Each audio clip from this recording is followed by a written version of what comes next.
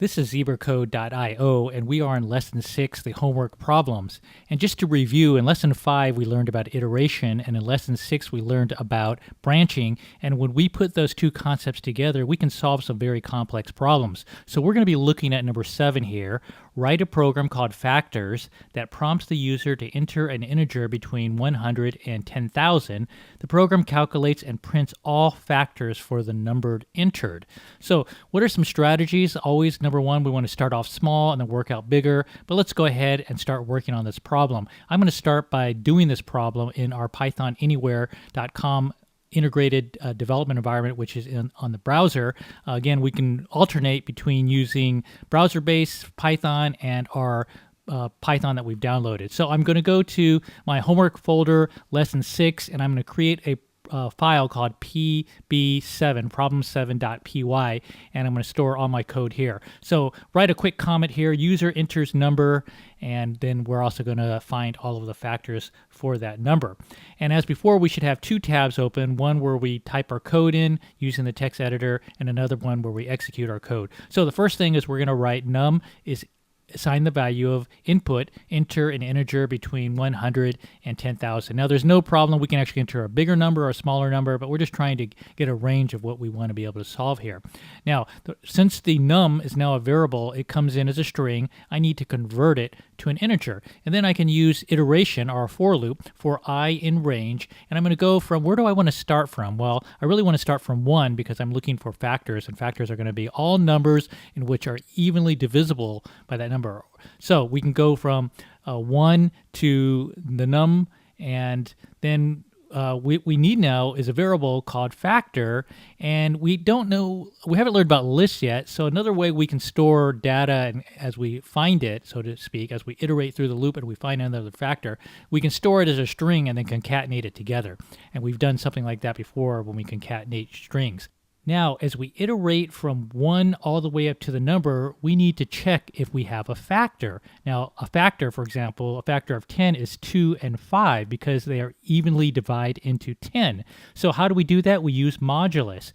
If the number modulus I, and I is going from 1 all the way up to the number, if the remainder is 0, which means the modulus is equivalent to 0, then we know we have a factor. So we can simply take our variable factor now and concatenate it. Now, the first time factor is the empty string, but each time as we get each number, it grows longer and longer, and we have at the end a string with all of the factors. So we have to take I and convert it to a string because it is an integer.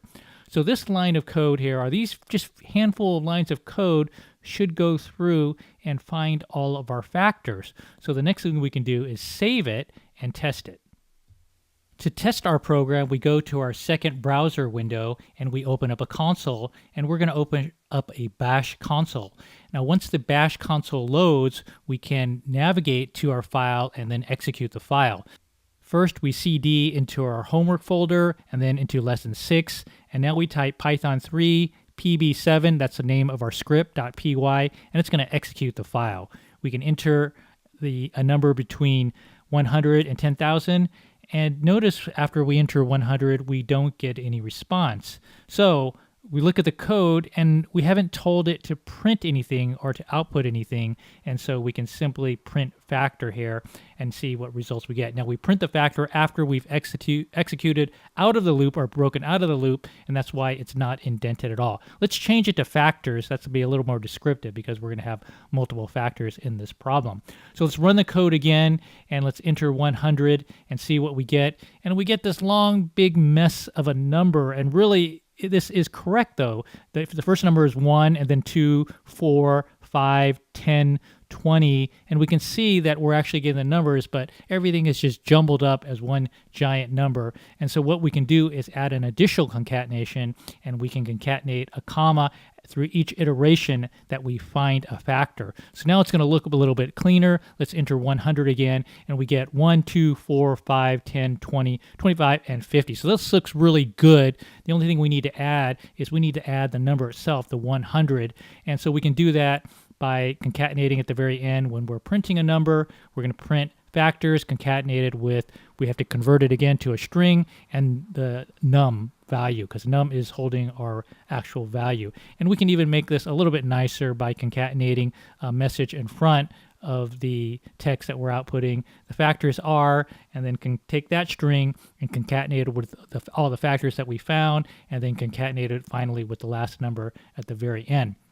So we run this code. Let's go ahead and enter another number. Let's enter 100 again, and we can see all the factors and a nice clean message. So let's test it with something a little bit larger now. Instead of, let's enter something very large like 9,763 and run that, and we get 4 factors, 1, 13, 751, and the number itself. And even though it says to limit our numbers to 10,000, let's enter even a very large number, larger than that, and see what we get. And we just get a long list of numbers here. So what we've learned, with just a few lines of code, we can do some quite complex calculations very simply and find the factors of a very, very large number.